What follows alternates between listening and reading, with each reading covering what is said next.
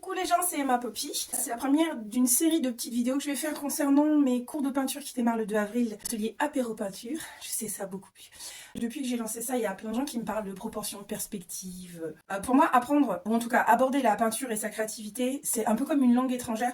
On va pas s'attaquer à l'orthographe, la conjugaison de la grammaire si on parle pas la langue. Dans un premier temps, on va vraiment en avoir rien à faire du résultat.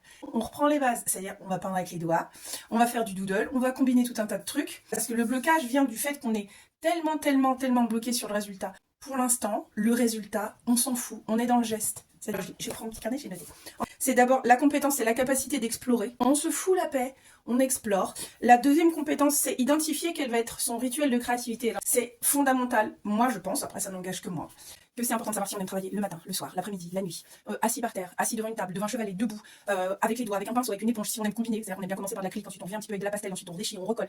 Tout ça c'est vraiment fondamental. La troisième compétence qui serait intéressante de développer aussi dans un premier temps, c'est de découvrir avec quel médium, quel matériau on est le plus en phase. Voilà, mais ça c'est super perso et il faut élucider tout ça, c'est-à-dire mettre en place une capacité d'exploration, trouver quel est son univers, son rituel, son ergonomie par rapport à sa posture de créatif.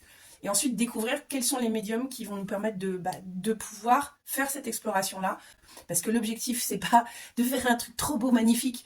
L'objectif, c'est de se faire du bien, en fait. Et une fois qu'on commence à parler la peinture ou le dessin deuxième langue, là, on va commencer à se dire, je vais quand même un petit peu aller chercher de la compétence sur technique, purement technique, sur la proportion, les perspectives, les ombres, les lumières. On dit à un sportif de haut niveau de démarrer sans échauffement ou à un acteur de monter sur scène sans avoir appris son théâtre. C'est pas possible. Donc là, le cours que moi je vais proposer, il y aura une partie où on s'échauffe. Mais on va pas commencer à faire chier les gens avec de la conjugaison de la grammaire s'ils parlent pas la langue.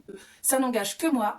C'est comme ça que j'ai envie de vivre mes cours de peinture et de dessin. Donc voilà, c'était juste pour vous faire part de ça. Après, je referai des petites vidéos justement sur comment je vais m'y prendre en fait pour vous guider dans tout ça et puis faire que vous passiez un bon moment, et moi aussi, accessoirement. Apprendre à peindre et à dessiner, en fait, c'est pas grave. On peut très bien se découvrir un talent à 50, 60, 70 ans. Essayez, mais essayez franchement, quoi. Donc, explorez franchement le truc. Une petite vidéo hyper longue, je m'en rends compte maintenant. Et si vous avez des questions, vous les laissez en commentaire. De toute façon, je vais faire pas mal de petites vidéos comme ça. Donc, sinon, je vais faire un espèce de petit guidage comme ça, parce que je pense que le monde sera plus joli, plus on sera nombreux à s'éclater dans l'art et la culture ou la créativité. Bisous, bisous!